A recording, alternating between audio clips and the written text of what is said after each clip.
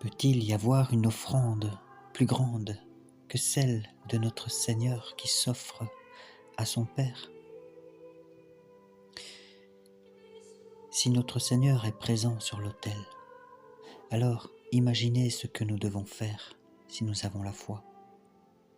S'il est vraiment présent et s'il s'offre comme victime, nous devons nous agenouiller. C'est la moindre des choses. C'est ce Dieu qui nous jugera qui est sur l'autel.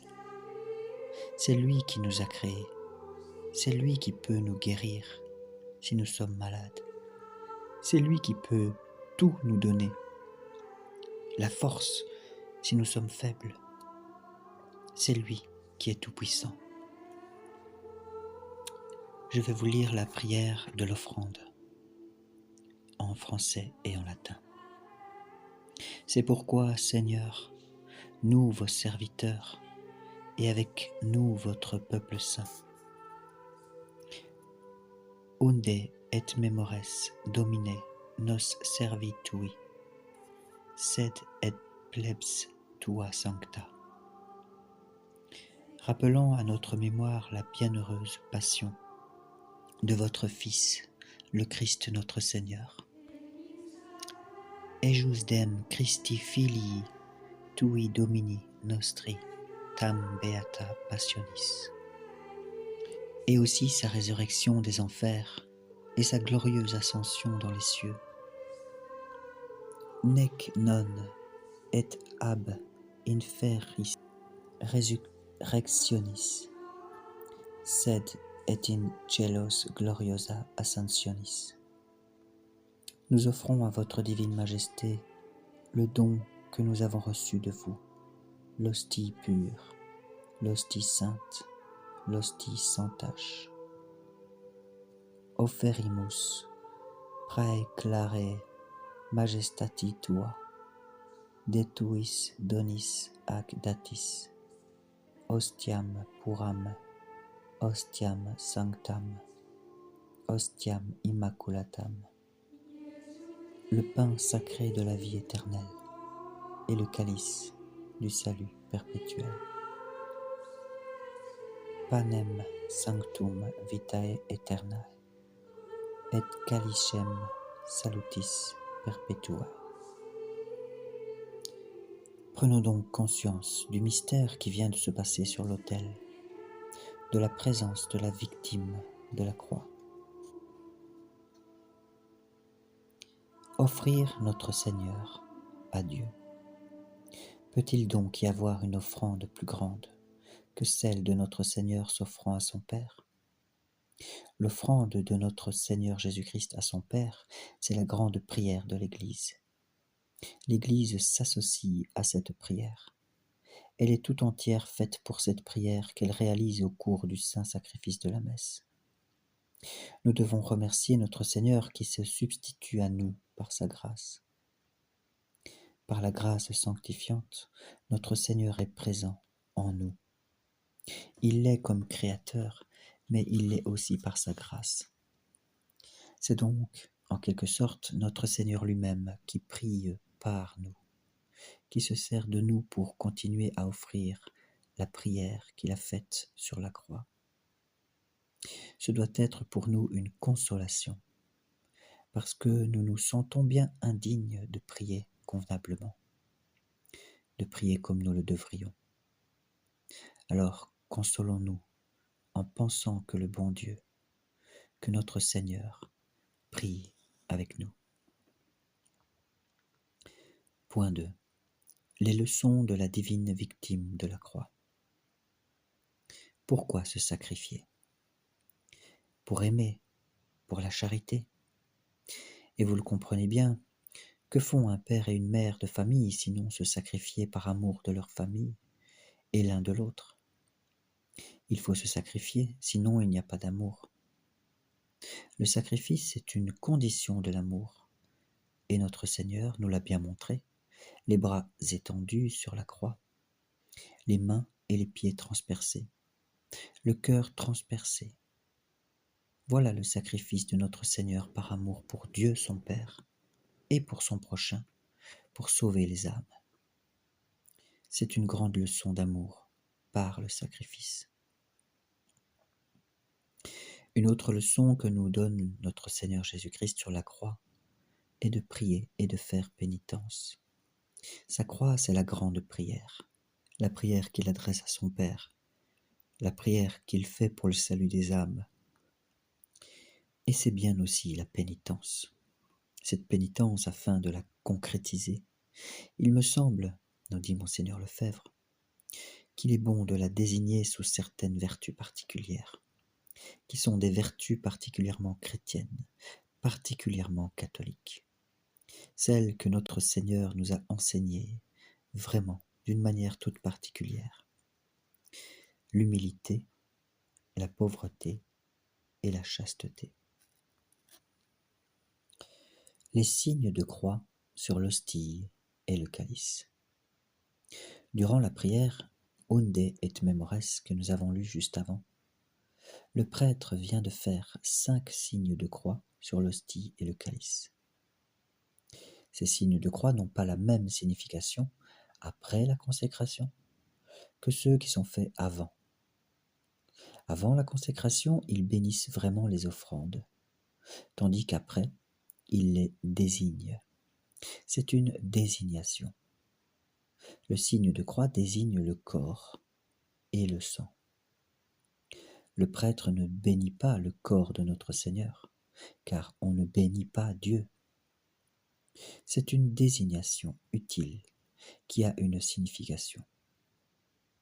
Il s'agit de manifester clairement la foi en la présence réelle du corps et du sang de notre Seigneur. Je vous lis la prière en français. Sur ces offrandes, jetez un regard de complaisance et de bonté, et daignez les agréer, comme il vous a plu d'agréer les présents de votre serviteur Abel le juste, et aussi le sacrifice de votre patriarche Abraham, et celui de Melchisédek, votre grand prêtre, sacrifice saint, hostie sans tache. Nous ne pouvons pas ne pas admirer comment notre Seigneur a réuni en lui-même à la fois tous les caractères des sacrifices de l'Ancien Testament, tout ce que les sacrifices anciens représentaient, tous les éléments qui faisaient partie et qui entouraient les sacrifices anciens. Notre Seigneur est lui-même la victime. Il est lui-même le prêtre. Il se donnera lui-même en nourriture à ceux qui offriront son sacrifice. Par conséquent, il ne s'agira plus d'aller chercher des victimes, comme les prêtres dans l'Ancien Testament. Les Lévites ne participaient pas vraiment au sacerdoce de notre Seigneur Jésus-Christ. Mais désormais, les prêtres participeront au sacerdoce de notre Seigneur, parce que notre Seigneur est le seul prêtre, le pontife. Le sacrifice d'Abraham était une figure du sacrifice de notre Seigneur, lorsque Dieu lui demanda de sacrifier son fils. Et l'agneau immolé au départ de l'Égypte, le sang qu'on mettait sur les portes, tout cela était un symbole de l'événement le plus grand qui puisse arriver dans l'histoire de l'humanité, et qui allait venir après. C'est la mort du Créateur de tout l'univers, Jésus-Christ, le juste, l'agneau de Dieu. Et en la fête des expiations, le grand prêtre entrait chaque année dans le Saint des Saints, donc dans le temple. Et comme le dit l'Écriture, il n'entrait pas sans le sang des victimes. Hébreux chapitre 9. C'est là, comme le dit saint Paul, une image de ce que devait être dans l'avenir le vrai sacrifice, le sacrifice de notre Seigneur lui-même. Lui, le saint par excellence, n'entrerait pas non plus dans le tabernacle, non fait de main d'homme, sans son sang, sans son précieux sang. Et c'est cela que fait le prêtre. Il reproduit le sacrifice de notre Seigneur par le sang de notre Seigneur, par le sang qui est vraiment le sang de l'expiation, le sang de la réparation. Combien plus grand est le sacrifice que les prêtres offrent aujourd'hui. Combien plus efficace, combien plus sublime, combien plus divin que le sacrifice qu'offrait autrefois le grand prêtre une fois dans l'année lorsqu'il entrait dans le Saint des Saints. Le sacerdoce que le bon Dieu nous donne nous permet, avec le sang de notre Seigneur Jésus-Christ, d'associer aussi notre sang pour pénétrer dans le tabernacle éternel, dans le ciel. Et avec la victime qu'est notre Seigneur Jésus-Christ, par la victime qu'il est, nous pénétrons dans le ciel. Et avec nous, nous y attirons les fidèles qui s'unissent au sacrifice de notre Seigneur. Ceux qui, baptisés dans le sang de notre Seigneur, peuvent participer à ce sacrifice et peuvent par le fait même recevoir les grâces extraordinaires que ce sacrifice donne. Des grâces de rédemption, grâce d'être associés au repas de la victime qui s'est offerte, grâce de la Sainte Eucharistie.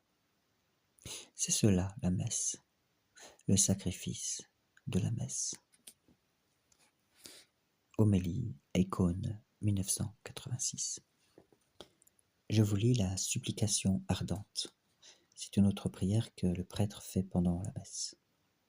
Nous vous en supplions, Dieu Tout-Puissant, ordonnez que ces offrandes soient portées par les mains de votre Saint-Ange sur votre autel sublime, en présence de votre divine majesté, afin que nous tous qui participerons à ce sacrifice par la réception du corps infiniment saint et du sang de votre Fils, nous soyons remplis de toute bénédiction céleste et de grâce. Par le même Christ, notre Seigneur, ainsi soit-il. Donc c'est la prière du supplices. Ces offrandes seront portées sur l'autel de Dieu par les mains de son Saint-Ange. L'ange, le messager, c'est notre Seigneur Jésus-Christ lui-même. À la messe, il se fait notre messager auprès de son Père pour qu'il répande sur nous ses grâces. Je précise que le Seigneur Jésus n'est pas un ange, mais ici il porte le nom d'ange dans le sens qu'il est messager. Il est le médiateur. Voilà. Et dès que notre Seigneur est présent sur l'autel après les paroles de la consécration, il ne peut pas faire autre chose que de prier pour nous, son Père, de nous donner toutes les bénédictions dont nous avons besoin. Ce n'est pas pour lui que notre Seigneur est là.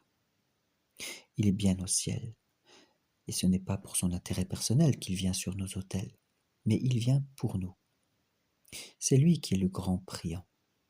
C'est lui qui adresse nos supplications au bon Dieu, pour nous ouvrir les portes du ciel. Par conséquent, nous devons profiter de sa présence près de nous et aimer assister au saint sacrifice de la messe, persuadés que nous recevons beaucoup de grâce, même si nous ne communions pas, mais à plus forte raison si nous communions, bien sûr. Voilà pourquoi l'Église demande que nous assistions au saint sacrifice de la messe, au minimum tous les dimanches. Et dans le 3e commandement de l'Église, il est demandé aux fidèles d'assister au sacrifice de la messe une fois par semaine obligatoirement, sous peine de péché grave.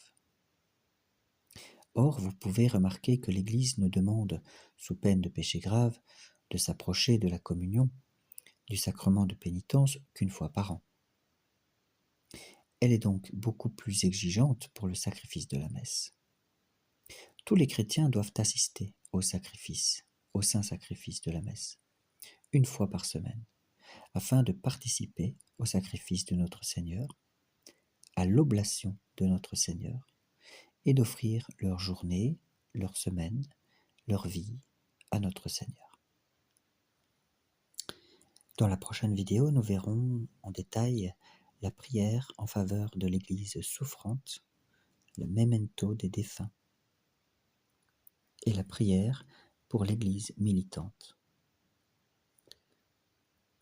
Alors n'oubliez pas de vous abonner, de commenter, de partager, pour la gloire de Dieu et le salut du monde. Notre secours est dans le nom du Seigneur, qui a créé le ciel et la terre.